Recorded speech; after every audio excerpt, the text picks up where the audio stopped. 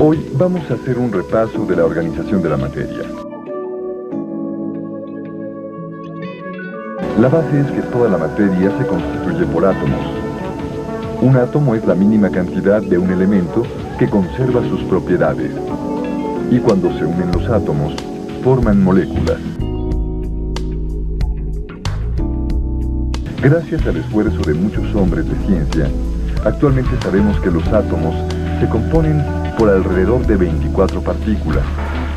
De ellas, las más importantes son los neutrones, los protones y los electrones.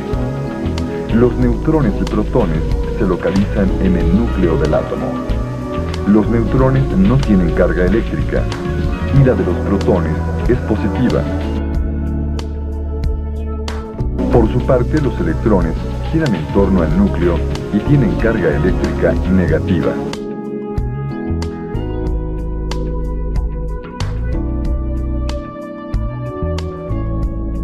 El primer hombre en proponer una teoría atómica fue John Dalton, cuyos postulados, después de casi 2 siglos, aunque con algunas modificaciones, siguen siendo válidos. En términos generales, Dalton señaló que todos los elementos se componen de átomos y que los átomos de cada elemento son iguales entre sí y distintos a los de los demás elementos. También que cuando 2 o más elementos se combinan, sus átomos se unen y forman compuestos. Finalmente, Dalton señaló que los átomos de un elemento se pueden combinar con los de otros en proporciones distintas para formar diferentes compuestos. Ahora bien, las leyes ponderales indican que los átomos de un elemento pesan lo mismo y su peso es distinto al de los átomos de otro elemento. Y que los átomos de elementos diferentes se combinan para formar compuestos.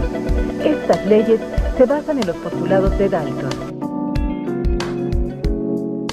Hay otras leyes, como la de las proporciones constantes, establecida por Proust.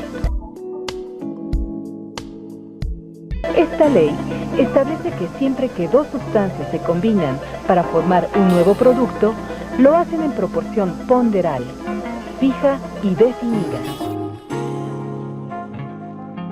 Por su parte, la ley de las proporciones múltiples fue propuesta por John Dalton.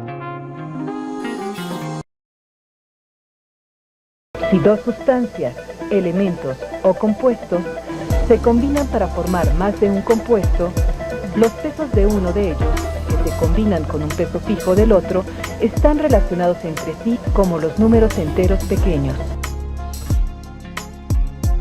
Por ejemplo, si 1 gramo de hidrógeno se combina con 8 gramos de oxígeno, el resultado es agua.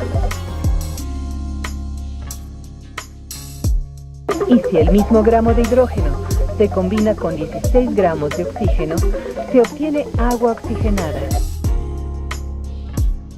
Por otra parte, una molécula es una partícula pequeña de la materia que, si se divide, puede perder sus características dependiendo si es una molécula de un elemento o de un compuesto.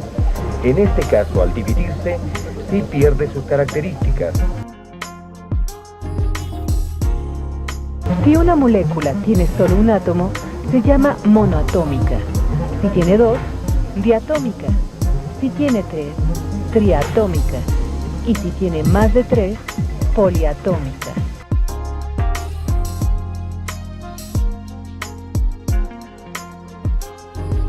Sabemos que los 3 estados físicos de la materia son sólido, líquido y gaseoso. Los sólidos tienen forma y volumen definidos. Los líquidos tienen volumen definido, pero no forma. Y los gases no tienen ni forma ni volumen definidos. Al observar esto, el francés Joseph Gay-Lussac determinó la ley de las combinaciones en volumen. Los volúmenes de los gases reaccionantes y los productos gaseosos en una reacción química están en relaciones sencillas de números enteros y pequeños. Por ejemplo, si se mezclan dos volúmenes de hidrógeno y un volumen de oxígeno, se obtienen dos volúmenes de vapor de agua. También respecto a los gases, si en un recipiente hermético la temperatura se mantiene en 0 grados centígrados y la presión a una atmósfera, que es la presión a nivel del mar, el número de partículas siempre es el mismo. El italiano Amadeo Avogadro propuso esta hipótesis. Volúmenes iguales de gases diferentes, bajo las mismas condiciones de temperatura y presión, contienen el mismo número de moléculas. Esto significa que si se tiene una molécula de hidrógeno y una de cloro, la combinación de estos dará como resultado dos moléculas de ácido clorhídrico en estado gaseoso. La gran ventaja de esta y cualquier otra fórmula química es que constituyen un lenguaje universal aceptado en todo el mundo.